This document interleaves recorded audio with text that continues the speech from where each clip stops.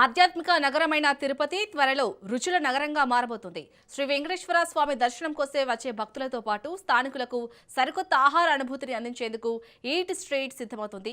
అధునాతన హంగులు, నోరూరించే వెరైటీ వంటకాలు, ఆహ్లాదకరమైన వాతావరణంతో ఈ ఫుడ్ కోర్ట్ నగర ప్రజలను ఆకట్టుకోబోతుంది. దీనిపై మరింత సమాచారాన్ని మా ప్రతినిధి నారాయణ రెడ్డి అందిస్తారు. వేగంగా అభివృద్ధి చెందుతున్న నగరాల్లో తిరుపతి నగరం ఒకటి. తిరుపతి ఆధ్యాత్మిక రాజధానిగా విరాజిల్లుతూనే మరోవైపు ఎడ్యుకేషన్ హబ్గా, మెడికల్ హబ్గా, టూరిజం హబ్గా రూపుదిద్దుకుంటున్న నేపథ్యంలోనే రాష్ట్ర ప్రభుత్వం మరో అడుగు ముందుకేసి తిరుపతి నగరాన్ని మరింతగా అభివృద్ధి చేయడానికి ఎంతో ప్రాధాన్యత కల్పిస్తోంది.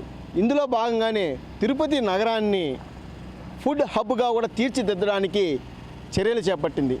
అయితే తిరుపతి నగరంలో ఇప్పటికే అనేక ప్రాంతాల్లో కూడా ఈ యొక్క ఈట్ స్ట్రీట్ ఉన్నప్పటికీ ప్రత్యేకంగా ఓ ఈట్ స్ట్రీట్ను కూడా ఏర్పాటు చేయడానికి కేంద్ర ప్రభుత్వం సన్నాహాలు చేస్తుంది.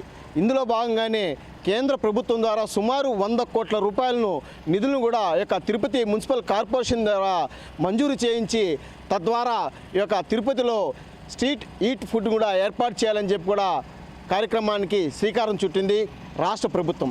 ఇందులో భాగంగానే తిరుపతి నగరానికి నడుబొడ్డున ఉన్న మున్సిపల్ కార్పొరేషన్ కార్యాలయానికి ఎదురుగా ఉన్న అచ్యుత దేవరాయ మార్గాన్ని కూడా ఈ యొక్క స్ట్రీట్ ఈట్ ఫుడ్కి కూడా ఏర్పాటు చేయడానికి కూడా ఆ యొక్క ప్రాంతాన్ని ఎంపిక చేయడం జరిగింది.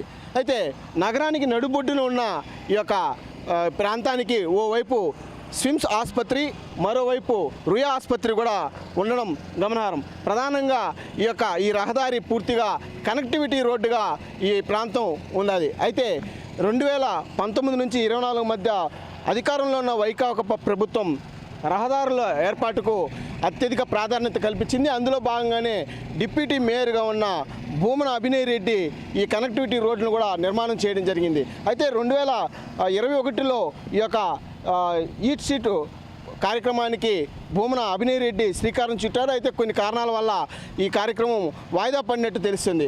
అయితే కొత్తగా అధికారంలోకి వచ్చిన కూటమి ప్రభుత్వం ఈ యొక్క ఈట్ స్ట్రీట్కి ఎక్కువ ప్రాధాన్యత కల్పిస్తూ, అంటే ఉరుకులు పరుగుల జీవితంలో ప్రజలు నిత్యం బిజీగా ఉంటున్నారు కాబట్టి కొంత సమయమైనా వాళ్ళ కుటుంబ సభ్యులతో సంతోషంగా గడపడం కోసం, అదేవిధంగా ఒక హైజీనిక్ ఫుడ్స్ని కూడా తీసుకునే క్రమంలోనే ఈ యొక్క ఈట్ స్ట్రీట్ను కూడా ఏర్పాటు చేయాలని సంకల్పించింది.